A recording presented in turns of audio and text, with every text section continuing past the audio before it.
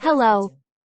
Today we continue the conversation with Anatoly Fomenko about the reflections of Jesus Christ discovered by him and Gleb Nosovsky in historical documents and literary works using their proprietary method of form codes.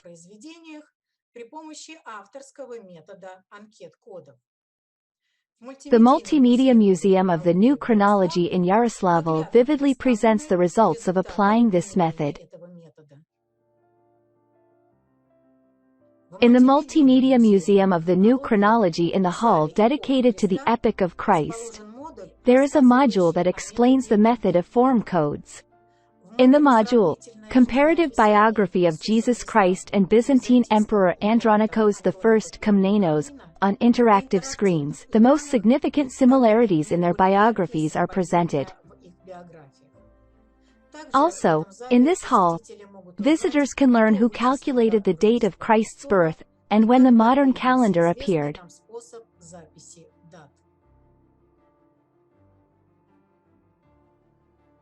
Anatoly Timofeyevich, hello. Hello Svetlana, I'm very glad to see you and our listeners. Anatoly Timofeyevich, in our previous podcasts, you talked about the main reflections of Jesus Christ that you managed to discover in historical texts. These are the Byzantine Emperor Andronikos I Komnenos and the Russian Prince Andrei Bogolyubsky. However, it turns out that even Andrew the Apostle, also referred to as the first called, is a reflection of Christ as well. Please tell us about your research on this. According to our reconstruction, and we discovered this using the method of form codes, the famous Saint Andrew, who baptized Russia, is another reflection of Jesus Christ. For most of his life, Andrew the Apostle lived, preached, and ruled in Russia during the 12th century. The next image is the X-shaped cross on which, it is believed, Andrew the Apostle was martyred by crucifixion.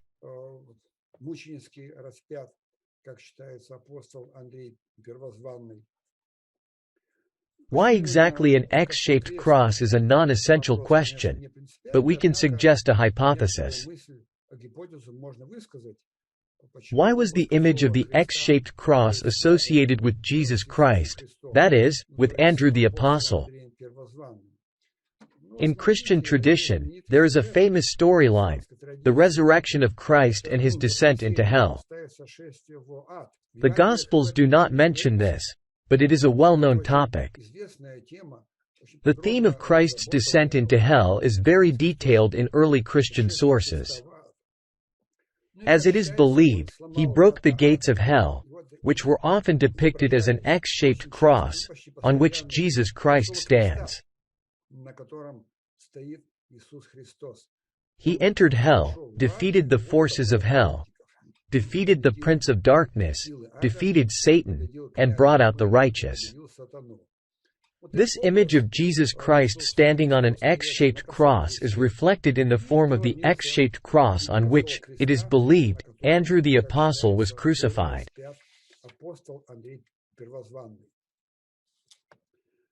The story of Andrew the Apostle is very important for us because, in early Christian tradition, it is believed that Russia was baptized by Andrew the Apostle.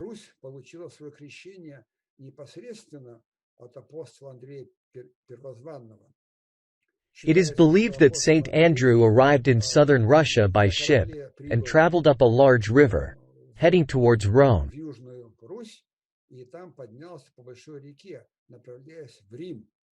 It is believed that while on his way to Rome, he baptized Russia. This event took place in Novgorod.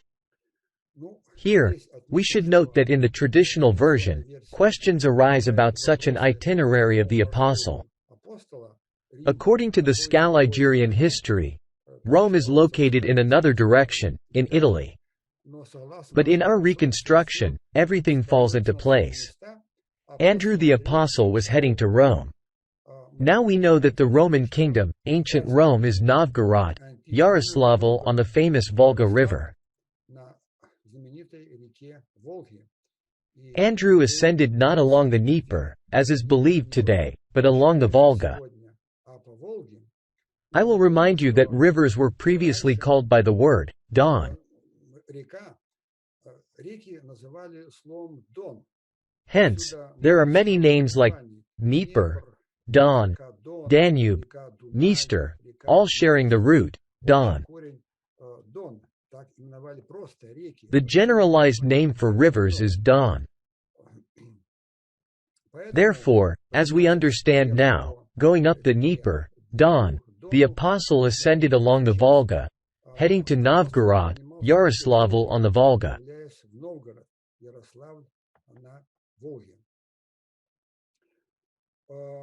It is believed that he baptized Novgorod, baptized the people of Novgorod. This is the established early Christian version. However, let's pay attention to the contradictions that immediately arise in the Scaligerian-Romanov history.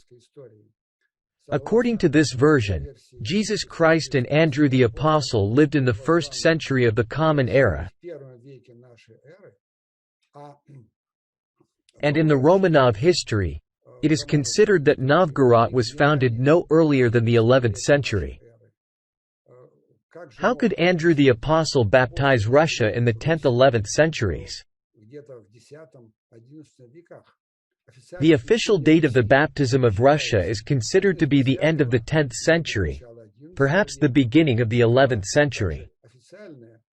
This is even the official Scaligerian-Romanov perspective. Russia was baptized precisely at that time, 1,000 years after the time of Jesus Christ. So, according to traditional history, Russia waited 1,000 years before finally deciding to be baptized. A millennium passed. Of course, this is very strange. In our reconstruction, there is no contradiction.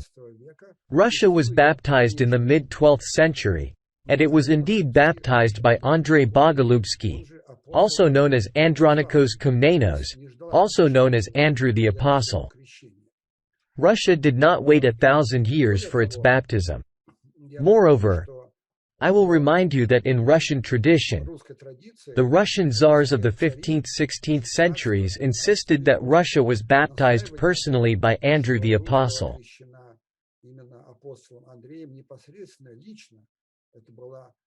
This was a firm standpoint of our church and secular authorities. How did the Scaligerian-Romanov historians handle this vivid millennium-long contradiction in their own scheme? They did it simply. They claimed that the story of the baptism of Russia by Saint Andrew was a late fable, and that indeed, in the 1st century of the Common Era, he arrived in Russia and appeared at the place where Novgorod would be, baptizing local tribes.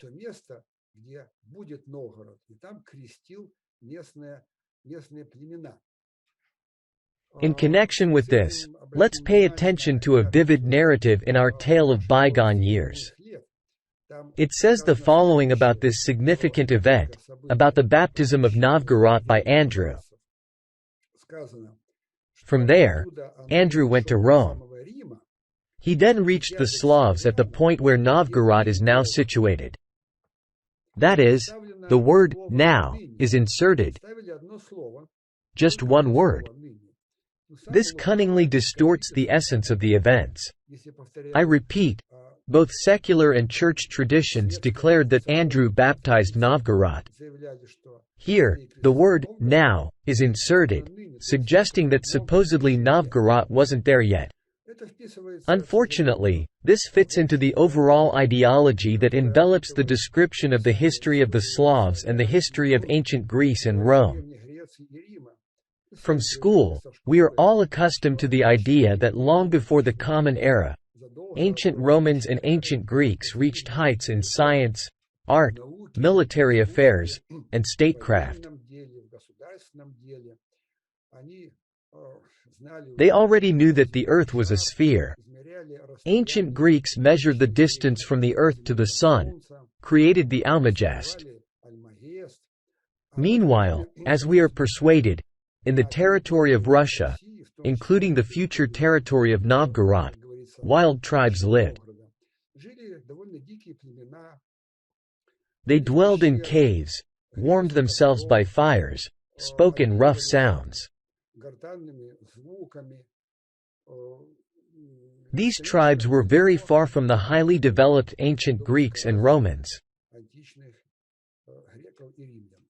Therefore, the word now fits into this ideology.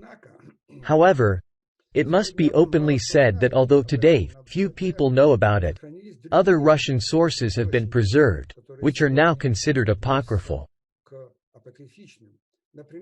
For example, the Rostov Chronicle is an extensive chronicle that in many instances tells the Russian history significantly differently than the tale of bygone years, which, according to our research, was created only in the 18th century during the reign of Peter the Great. It was during that time that the cunning word, now, was inserted. What does the Rostov Chronicle say about the baptism of Russia, i.e. Novgorod, by Andrew the Apostle? The Rostov Chronicle states that the Apostle came to the city of Novgorod, which already existed. Moreover, the Chronicle says that there were many people living there, a large population. The city of Novgorod was the capital, writes the Rostov Chronicle. Besides, it had a large kingdom under its authority. The way of life and laws of Novgorod extended to the population of that entire kingdom. Coming to this city, Andrew the Apostle baptized the people of Novgorod. That is, he baptized the people of the capital that already existed in the place of Novgorod, without any word, now. This is a vivid narrative to remember when discussing the history of Saint Andrew.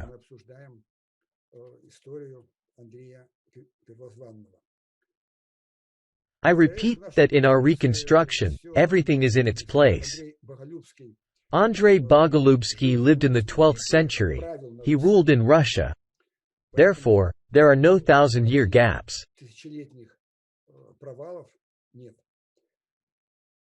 The tortures and crucifixion of Andrew the Apostle strongly overlap with the details of the life of Andronikos Komnenos and Andrei Boголюбский.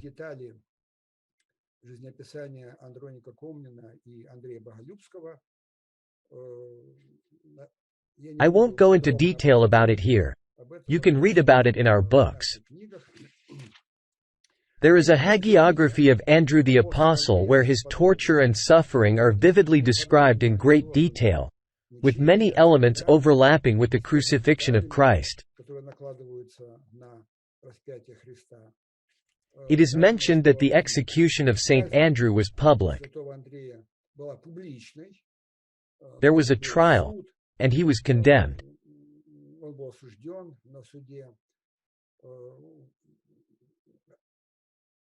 According to the hagiography, a multitude of people gathered from everywhere.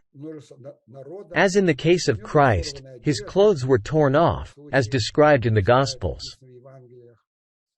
About 20,000 people gathered around the cross. He was crucified, and his clothes were handed over to the soldiers. In general, if not literally, a very accurate reproduction of the events described in the Gospels. Anatoly Timofeyevich, I would like to ask you to briefly talk about another very important topic: the reflection of the life of Jesus Christ in ancient Egyptian mythology and culture. We have already mentioned that Egypt is the ancestral burial place of the royal Horde dynasty, to which Andronikos Christ originally belonged. In Egypt, in its pantheon of gods, the first place is, of course, occupied by the god Osiris. The proximity of the Egyptian god Osiris to Christ is so obvious that many scholars noted it even before us. In the 19th century, a large school of scholars compiled extensive tables, drawing parallels between the life of the god Osiris of ancient Egypt and Jesus Christ.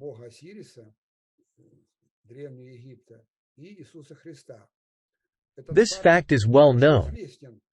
It was even a medieval Christian tradition, and medieval Christians often identified Osiris with Christ in their writings.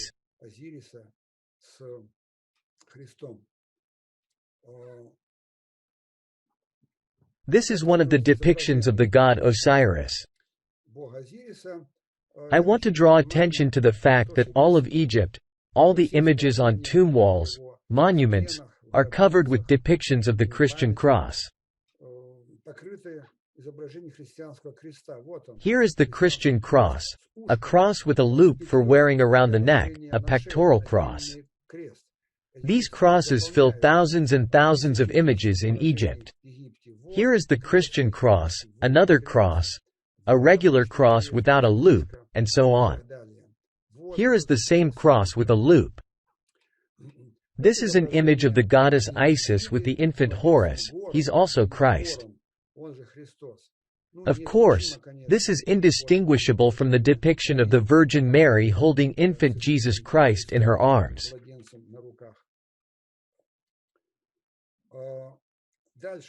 Furthermore, what else is reflected in Egyptian mythology? Almost all the biographies of Jesus Christ are reflected, but particularly vividly, the eye, that was damaged and even torn out during the Passions, during the torments of Christ. This is the eye of Horus, meaning the eye of Christ.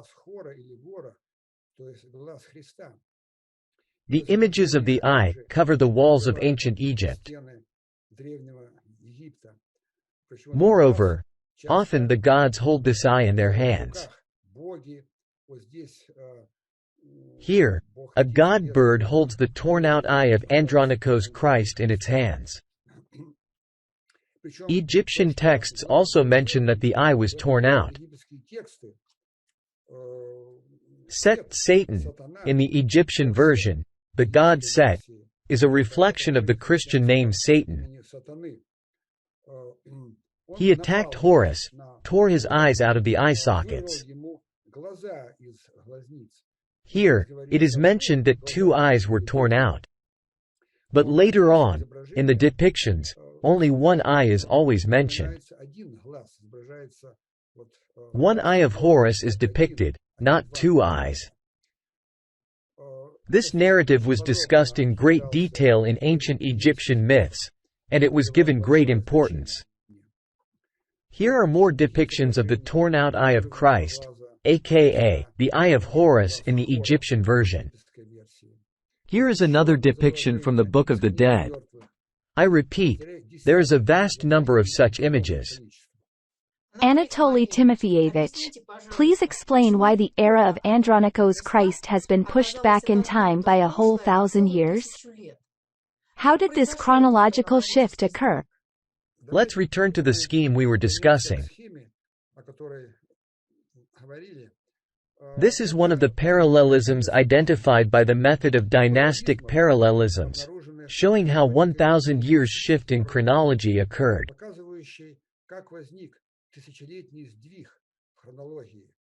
How a huge error arose, leading to the incorrect dating of many events. At the top is the Holy Roman Empire of the German nation, considered to be from the 10th to the 13th centuries. At the bottom is the Roman Empire or the Pax Romana from the 1st century BC to the 3rd century AD. Let me remind you why we talked about this. At the top, in the middle of the 12th century, the birth of Andronikos Christ is shown in the year 1152. An erroneous shift of 100 years is shown, which moved this event to the middle of the 11th century, including the supernova explosion from the mid-12th century being placed on paper in the middle of the 11th century. Vertically downward, we see the birth of Andronikos Christ, and here is the explosion of the Gospel Star, also known as the Bethlehem Star. This is the shift of 1,000 years. Let's think about how such shifts could have occurred. There were many reasons why chronologists of the 16th–17th centuries distorted genuine dates and pushed events of the Middle Ages into the distant past by huge intervals, by 300 years, by 1,000 years, by 1,800 years.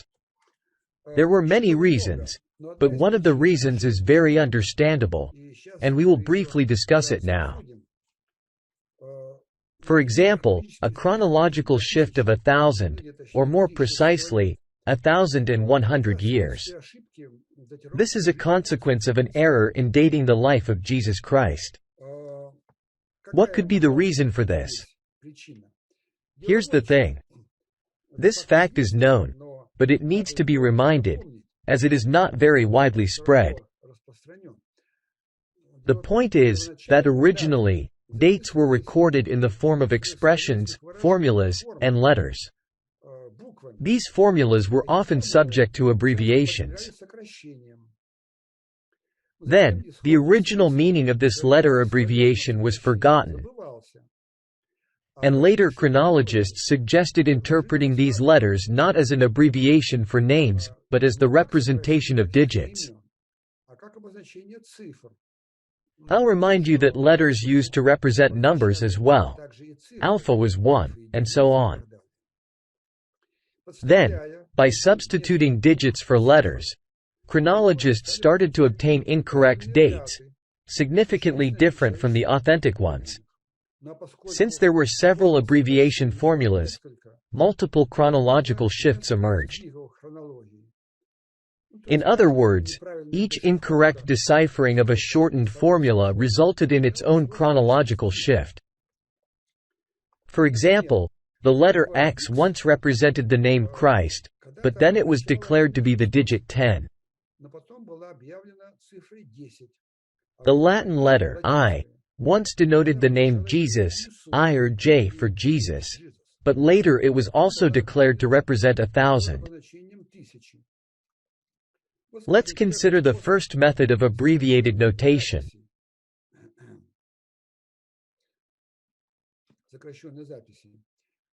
For instance, the 3rd century from Christ. I rushed a bit. Just to refresh our memory, let's first take a look at the next illustration. This is an image of Gregory Hildebrand. I'll remind you that this is a reflection, a duplicate of Andronikos Christ, shifted on paper from the 12th century to the 11th century. Pope Gregory VII, also known as Hildebrand. This is a medieval depiction. By the way, pay attention to the bird. It's a dove, the Holy Spirit descending on the Pope. The Holy Spirit was often depicted alongside Christ. Another image of the same Pope Gregory Hildebrand. Again, the Holy Spirit descends on this phantom duplicate of Jesus Christ. Another depiction. This is a later image of Gregory VII Hildebrand. This chronological chart was compiled by me based on application of the methods of the new chronology. Briefly, at the top, the structure of the modern Scaligerian textbook is shown, which we consider today as the foundation of our knowledge of ancient and medieval history. Just below, the discovered division of this textbook into the sum of 4 short chronicles is shown. Here is one chronicle, the second, the third, and the fourth. They are shifted in the past by different amounts. By 300 years, approximately by 1,000 years, by 1,800 years. Now we are discussing the question of why a shift of 1,000 years appeared. Here it is. Let's go back to how dates were recorded.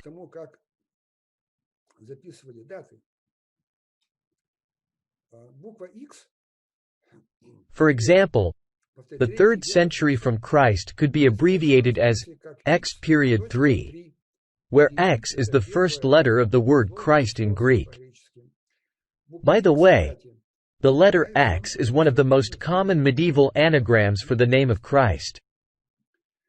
Therefore, the expression, the 1st century from Christ, in abbreviated notation could take the form, X.1.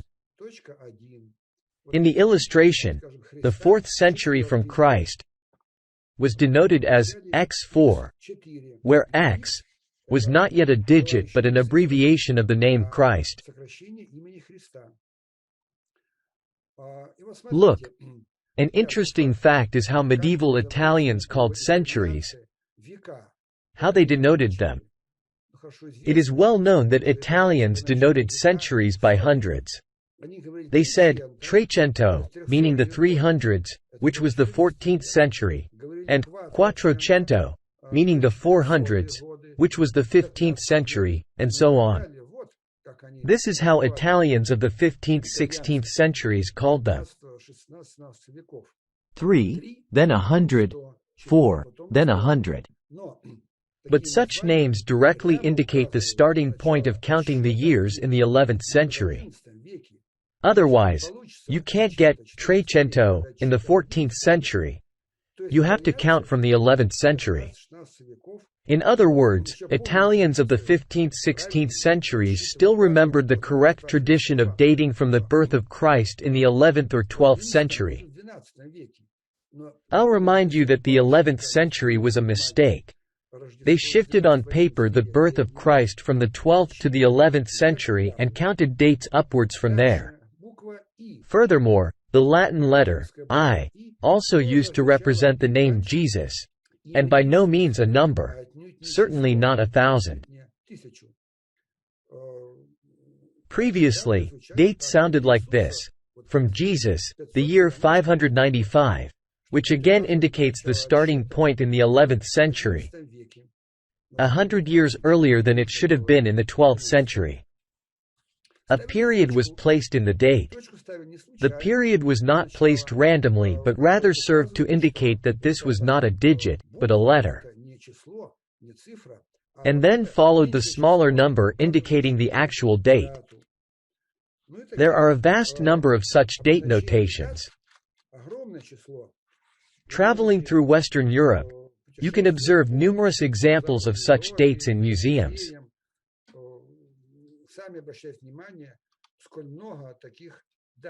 For instance, take a print by Albrecht Altdorfer. Here, the date is written. Look closely at the enlarged image. Once again, period, 706. Initially, it was expressed as, from Jesus, the year 706. The starting point is in the 11th century, meaning there is no 8,000. Neither the Italians nor those who wrote dates in this manner were aware of the supposed millennium that passed since the birth of Christ. For them, there was no such millennium. Here is a well-known print by Dürer. At the bottom, you can find his monogram and the date. Here it is. Please closely observe. Period, 524. From Jesus, the year 524. Here, the I is written just like a regular I, with a dot. 2 periods were placed, one before and one after. I reiterate, in the past, this was not a digit but a representation of the name Jesus. Here is a print depicting Schwartz, supposedly the inventor of gunpowder. Here is the date, again, I, this time without a period, 380. A print by George Pence. Here is the date in detail, J for Jesus. Jesus, the year 548. Here is, Jesus, the year 679. In detail, Jesus, the year 679. From Jesus, the year 603, this is Germany. Such date notations were used up until the 18th century, and it was a common form, even in the 18th century. Here is an old painting, I, or J, 755.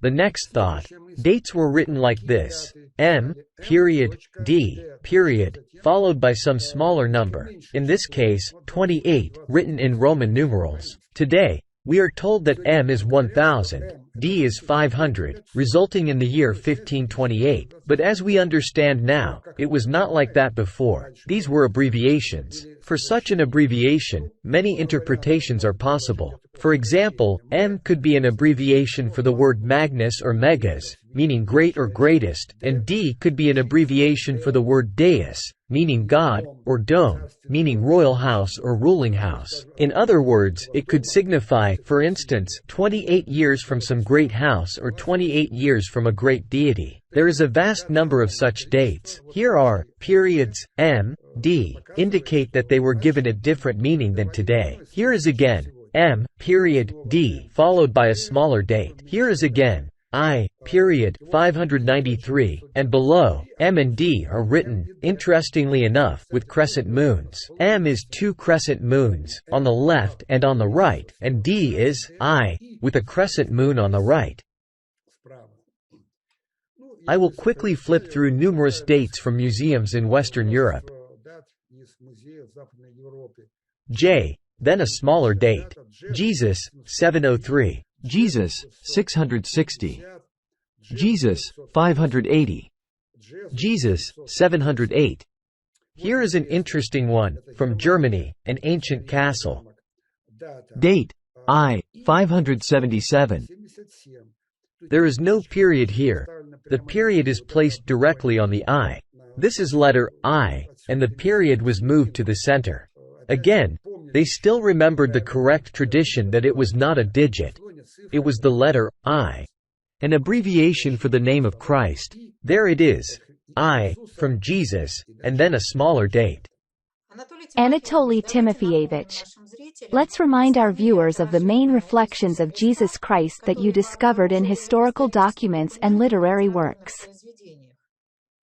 To date, we have discovered more than 124 phantom reflections of Andronikos Christ, Andronikos Komnenos, also known as our Prince Andrei Bogolubsky, and also Andrew the Apostle on the pages of Scaligerian history.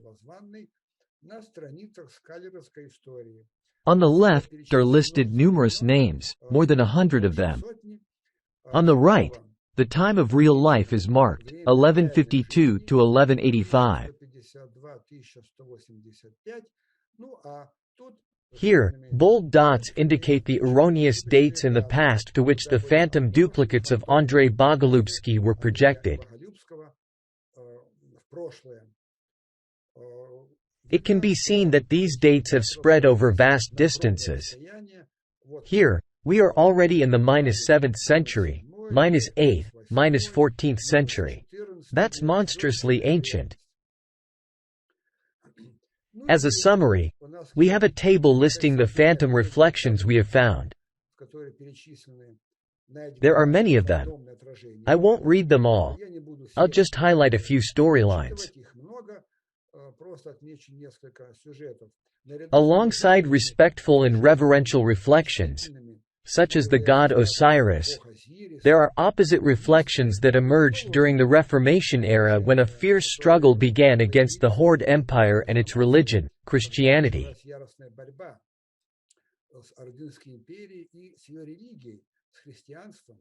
For example, the famous character Faust.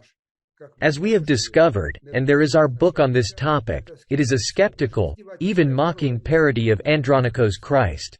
Till Eulenspiegel, a well-known trickster and jester supposedly from the 14th–16th centuries in Germany.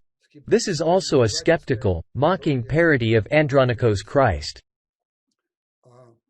There are others, which I will skip. At the bottom, numerous reflections of Andronikos Christ appear as the kings of the Inca Empire in Peru, in America. There are many, several reflections of somehow famous kings in Inca history. Viracocha, Inca Roca. Here is Gregory Hildebrand, as we mentioned earlier. This reflection is shifted down on paper by 100 years. Hamlet, the Prince of Denmark. One should not think that Shakespeare's tragedy is the primary source. Not at all. The biography of Hamlet is from the Saga of Hamlet by Saxo Grammaticus from the 12th century. Shakespeare simply reworked it, greatly simplified it, and wrote his famous tragedy.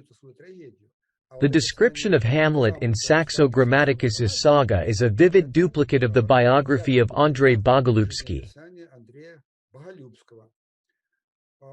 Next, Macduff in the Shakespeare's tragedy Macbeth. In Russian history, this is the Russian hero Svyatogor. On this topic, you can check our book on Russian epic poems. By the way, there is a lot of material about these duplicates in our Museum of the New Chronology in Yaroslavl. In Roman history, there are many reflections of Andronikos Christ. Here are Roman rulers, emperors Heliogabalus, Commodus, II alias Verus, Hadrian. A partial duplicate Domitian. Not only kings and rulers. Euclid.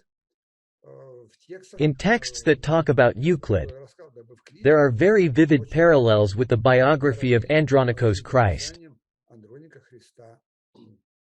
The Greek philosopher and sage Socrates. In ancient Greek history, there are many reflections, including famous ones like Alcibiades, Miltiades.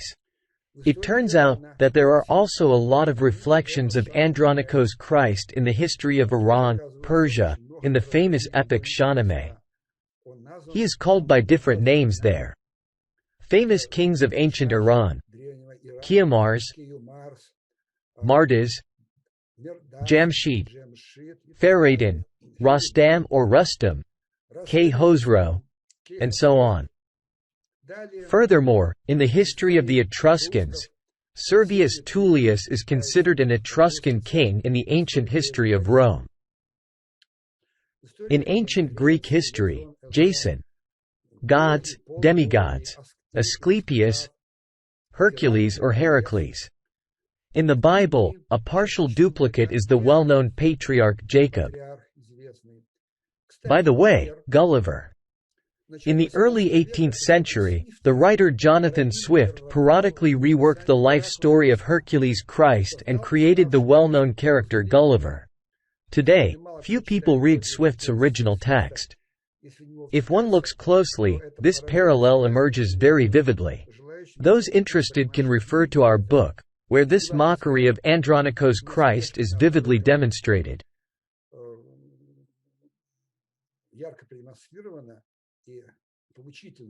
Swift's books, stories about Till Eulenspiegel, stories about Faust, these were a kind of dissident literature of the 17th–18th centuries, when reformers fought against the empire, its culture, and religion. They were dissidents of that time. In a slightly veiled form, they ridiculed the foundations of religion, mocked Christ, made fun of him. Later, these books were declared wonderful works that should be studied in schools and universities. At the same time, they disguised the mocking essence and declared that it had no relation to the true history. We are in no way mocking Andronikos Christ here. We are just describing a certain Gulliver who travels through kingdoms. In one kingdom, he is great, in another kingdom, he is small. This is like children's literature.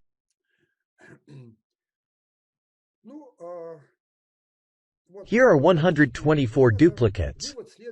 The conclusion with which we will conclude our story is that the restored biography of Andronikos Christ, that is, Andrzej Bogolyubski, is enriched with many new and interesting episodes. Early historians mistakenly attributed them to completely different personalities and placed them in a deep phantom past. Therefore, today we can use all these duplicates to recreate a more detailed, more event-filled history of the mid-12th century.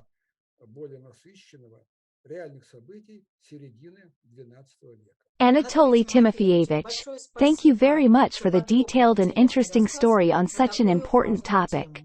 Thank you, Svetlana, for this podcast, and thanks to all the listeners who visited us here today. All the best to everyone. Goodbye.